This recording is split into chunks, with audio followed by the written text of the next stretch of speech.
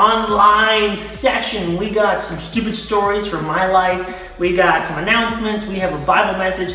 And then, of course, we have details on the Apex tournament happening this week. This is week number 2 of the Apex tournament. So I hope you guys have been practicing and getting ready. So I hope you guys are ready for this, jumping right in. Guys, it is the last week of school pretty much for you.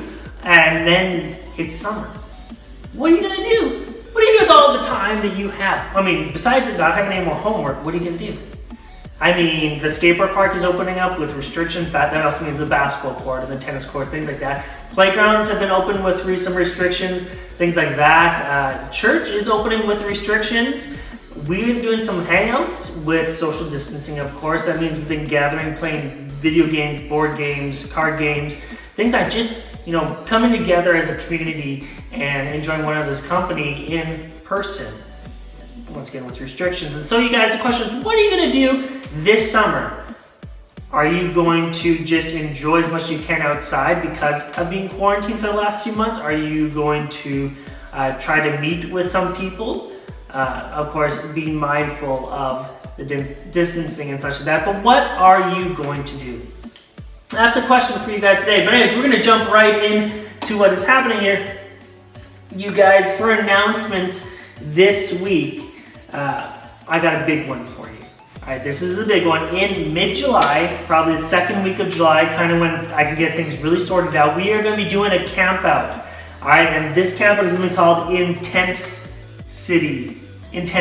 All right, you guys. And the plan is we're going to go to Pastor Dan's house because he has an acreage. He has a huge acreage with valley access and things like that. And so you guys, we're going to go tent out there. And what you can kind of look forward to is we're going to do some wide games like garbage can golf. We're going to do bonfires, of course, meaning we get to roast marshmallows, make s'mores, cook some hot dogs. There'll be some other snacks and things like that. We're going to project a movie on the side of his house. We got a big screen TV, pretty much, and so we're going to watch some movies on that. Maybe some fireworks? I don't know how that's going to go, but I kind of really want some fireworks. And then you guys are going to end off the camp out with pancake breakfast. So just make one overnighter to give it a try. If it goes well, I mean, we can do more camp outs during the summer, but that is the plan. And so in the coming weeks, I'll send out some permission forms online that you can fill out and send back to me. There might be a cost, maybe a $5 cost to help cover some of this. But, you'll get more details as we go. But I'm really excited, you guys, that we can start to gather together once again as a youth group in person. Being mindful, if your parents do not want you to go, then be respectful of that. But I hope and I pray that we can get together once again. And to also do things, you guys, there's still hangouts going on, as mentioned in the small youth videos that go out on Instagram and Facebook, is that there is hangouts Tuesday to Friday, 3 o'clock to 5 o'clock. But I'm wondering, should we change the time? It is going to be summer. You guys no longer have to worry about school work and things like that. That's why it's at 3 o'clock. Do we do earlier ones? Do we do, less of them? We don't do 4 times a week. What if we did 2 times a week, but we did full afternoons of it?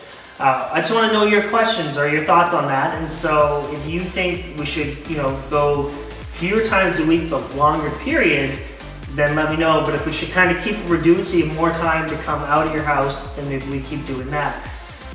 So that's where we're going to be left at for announcements. All right, guys, I just want to tell you about the rules for the Apex tournament. Slightly different from last week is that we're going to be adding duos to it. So this is initially how the Apex tournament is run. It's run in trios, so 3 people. 2 of them had to be youth group people. So, for example, say it was Vincent, and then we would say Connor. Connor and Vincent were pairs. Then they could have a random person from their friends list that didn't attend youth, or they could have a third youth, say Hunter. And so they could make a team. That's still in play. The trios are still in play. You need at least 2 people from youth and then a third random or a third youth group. Now, some of you guys, your teams kind of fell apart last week, and so you could have made duos. And so this is where we're going to add duos into this. If you want to run a duo party instead of a trio party, then you can. However, this is the stipulation for that. The duo team needs to be made of both youth group people. Now, these youth group people have to have attended within the last year. currently or within the last, like, we saw them, within the year. All right, so if you pick a person and they haven't been at youth group for 3 years, they can't be on the duo team. All right, if you have a person who, came, we're gonna say last, September 2019, they can join. They were within the year. If the person came, a year and a half ago and we haven't seen them since, they wouldn't be allowed to join your duo team. They can join your trio team though. So does that make sense? I will post all the rules online, you guys, so you can have a duo team or a trio team. All right, and this is all happening, you guys. The date is gonna be Wednesday, this Wednesday, June 17th from 6:30 to 8 o'clock. All right, so an hour and a half. Again, and we tweaked this a little bit. So how you win is that you have to have the most wins. All right, win the most games. Now, if multiple teams have the same amount of wins, then it's gonna go to the amount of kills you have. All right, and so how you show me that is that if you win, a stat screen shows up at the end of your match, and on this screen it shows you and your teammates on it. It shows your ranking. If you won, of course, it's going to say 1 out of like 20, 1 out of 30, whatever, and it's going to show you your damage done, your kills, revives, things like that. You need to screenshot that. Grab your phone on that screen, make sure it's clear, take a picture, send it to me. If you do not send me a picture, then your win is voided. Because we don't want to have any cheaters. We want to say, oh, I won, but I have no evidence of it. You need some evidence, okay? So make sure you screenshot your winning page, okay? But it has to have your stats, just in case it does go to kills. All right, and the next thing is, you guys, last week I said 8 o'clock is a cutoff. So if you are in a game and it goes past 8 o'clock, that game doesn't count. I'm changing that up now. If you're in a game and it passes 8 o'clock and you win that game, then that counts. Does that make sense to you guys? So literally, take your phone out, take a screenshot of the stat page, send it to me if you win, all right? And if no one wins, then we're gonna think of a sudden death match, all right? So how it will be, most likely, is at a predetermined date, probably next week, is that you'll get your team back together and you'll play one game. And that one game, whichever team has the most kills will win the prize. All the games have to be played in pubs and not ranked. And it doesn't matter what system you play on. It could be Xbox, PlayStation. If you have a PC, you could play on PC as well. It doesn't matter which system, as long as you follow the rules that are going to be posted on the Facebook page, Instagram page that is talked here. All right? And you need to have your teams figured out by Wednesday at 5 o'clock. All right? And you need to tell me before 5 o'clock who your teams are. If you do not tell me who your teams are, you will not be allowed to participate in the tournament. Last week we had people, their teams kind of fell apart, or they were still trying to contact their teammates at like 6:30. All right, it interfered with my game time and my team's game time because we were trying to figure out how to get other people's teams together. If you do not have your teams together and solidified by 5 o'clock and have told me by 5 o'clock, you will not be participating in the tournament. I'm sorry, that's just how it's going to go. You have a whole day and a half to figure that out. So get your team solidified, get it all worked out, then talk to me to get your teams on the roster. All right, does that all make sense, you guys? And I don't want any cheating. I don't want dishonesty. Just have a really good time, you guys, trying to win this. And then if whoever wins, I will contact your team. You'll give me your email. I will e-transfer you money. If you are Vince and you're watching this, you'll get your potato. Either way. So you guys, that is the rules for the Apex tournament this week. Let's get ready for it. All right, guys, welcome to Stupid Stories with Pastor Andrew. You guys, I have one stupid story for you, and it was from my childhood. I'd say it was about seven. I'm gonna say I was 7. So I had a friend in my small town, Cupar, Saskatchewan, and I was at his house, and we were playing around, and he had this plastic sword. And, the handle was pretty weighted, but the whole blade was like a plastic light up thing. Almost like those lightsabers that, if you've seen Liam running around them, is a lightsaber. Anyways, we were playing around. He had his cousin over. She was older. She'd say maybe a teenager, 13, 14. And she was like, kind of chasing us. We were goofing off. And for some reason, I got the idea that I'd hide around the side of the house with him and I'd whip that sword at her. And not thinking much about it, dude, the handle totally conked her in the head. And we ran away after that moment. And I was like, dude, I just hit your cousin in the head with a sword. And we were like, oh no, what do we do? And so we were kind of hiding because, we knew we did something stupid and something wrong.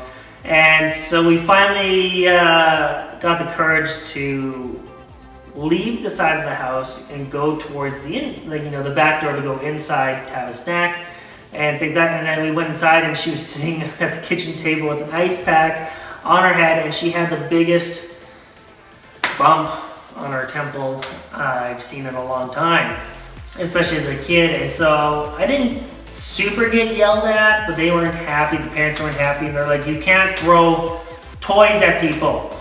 And I was like, I knew that.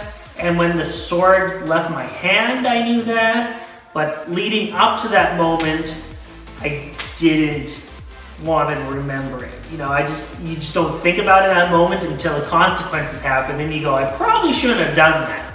So lesson learned, don't throw toy swords at people's heads. Potentially, most likely can hurt them, or they can get the biggest goose egg on the side of their head. So lesson learned, I don't think I threw a sword at someone else after that, but I did hit my brother with Hot Wheels tracks. That's another story for another time. By the way, those really hurt. Alright guys, that's Stupid Stories with me. Stay tuned for the Bible. Alright guys, the last few weeks we've been talking about Jesus and seeing him face to face, and that whole idea that I'm trying to talk to you about who Jesus is to understand how he was when he was here on earth, but that also translates to how he is with us in a relationship now, and how he makes us feel safe. He forgives us, he has grace, he has mercy. He calls you for a relationship like he called Zacchaeus, and he forgave the woman who was caught in adultery, or quote unquote brought in as a guilty party for that. This next one is it's Jesus and his disciples, and the story is found in Matthew chapter 14 verses 13 to 21, and this story is about Jesus feeding the 5,000. You may have heard this. It was about breaking the bread and the fish, and it multiplies and it feeds people. But there's a little bit more to this, and I just want to point out a little bit about Jesus' character, who Jesus is and how he helps us. So Jesus arrived on the shore, and he saw a huge crowd. And later on in the story it says about 5,000 people, but that's only numbered as the men as 5,000. If you counter in the women and children, you're looking at about 10,000 plus people that followed Jesus to want to listen to him. And so he gets off this boat and he sees a large crowd, and he has compassion on them, and he wants to heal them. The crowd brings all their sick, all their lame, all their blind, anyone who kind of has something going on in their lives, they bring them to Jesus. And Jesus didn't see a crowd of 10,000 people and go, oh my goodness, leave me alone. He says, man, I want to do something. And so instead of going, get me on a boat, get me out of here, he says, I had compassion on them.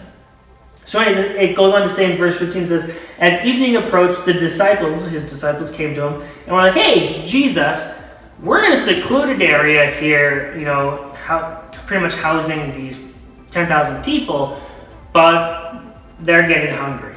And if you've ever been hungry, you kind of get, personally me, I get hangry. My attitude changes.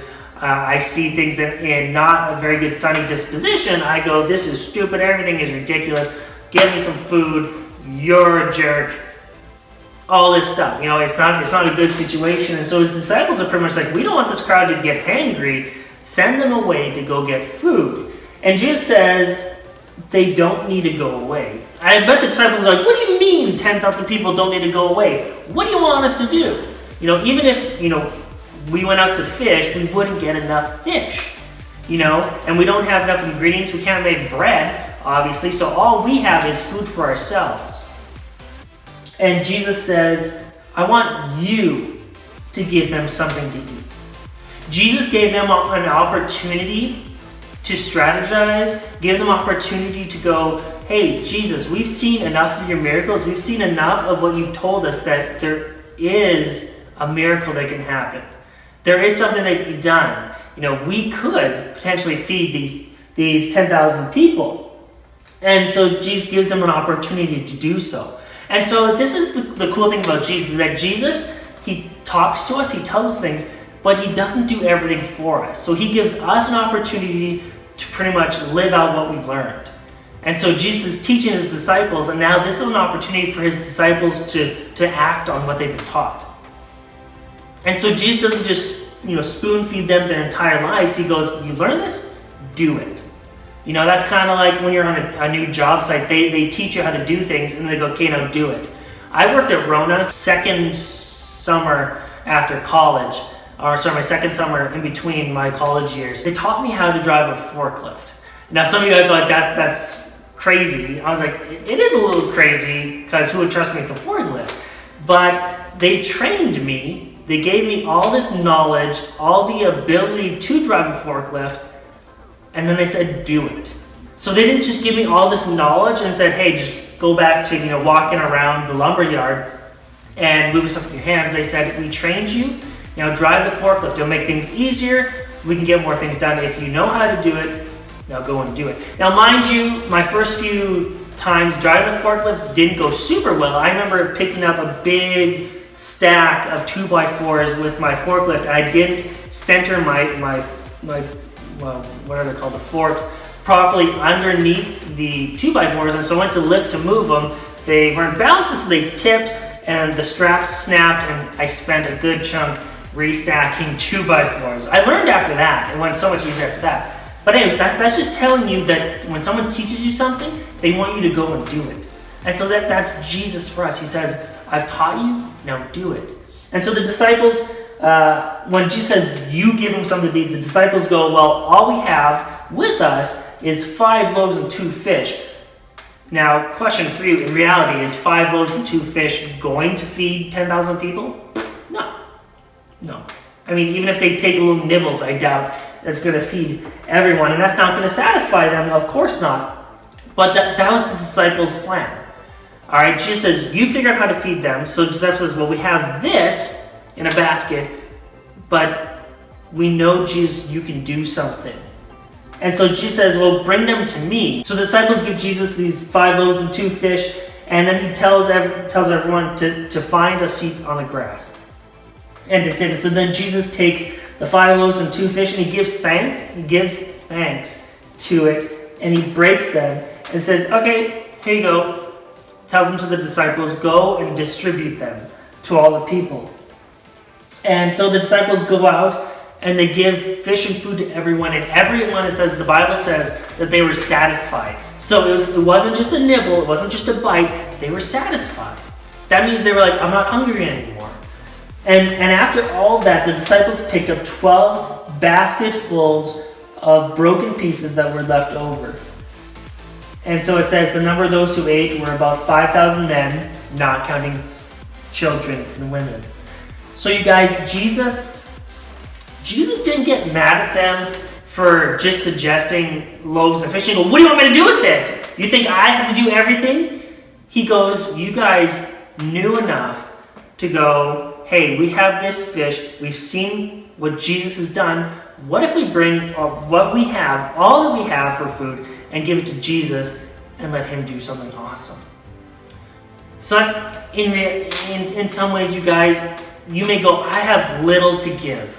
I don't have huge experience in lots of areas. I can't talk very well publicly. I'm not really smart in my schoolwork. What am I going to do? But Jesus says, bring me whatever you have. Come to me, whatever stage you are at, I don't care. Come to me and let's work through this. And so Jesus doesn't care if you're the smartest person in the world, or, one who likes to play video games, or one who, isn't good at math but really good at science, or one who really likes doing carpentry but not really good at doing, numbers, or you might be good with like measurement numbers, but maybe finances aren't your good thing. Whatever it is, he doesn't care. That's a thing. The disciples brought whatever they had to Jesus, and Jesus multiplied it to satisfy the crowd. And I believe that whatever you bring to Jesus, Jesus is going to multiply it for the kingdom of God, for heaven's sake, for God's glory, Jesus is going to do great things. He's going to go, you bring me this, let's make it bigger. As long as you want to follow me, as long as you trust me, we can do great things. But you have to make that choice. So I love it that Jesus not only talks, but he gives chances for you to act on what you've learned. And so that is seeing Jesus face to face, is that he loves you and he equips you, but he wants to see you use what he has equipped you to do great things. So hopefully you guys learned something new from Matthew chapter 14, verses 13 to 21. You guys have seen Jesus face to face, part 4. We'll see you in the next video.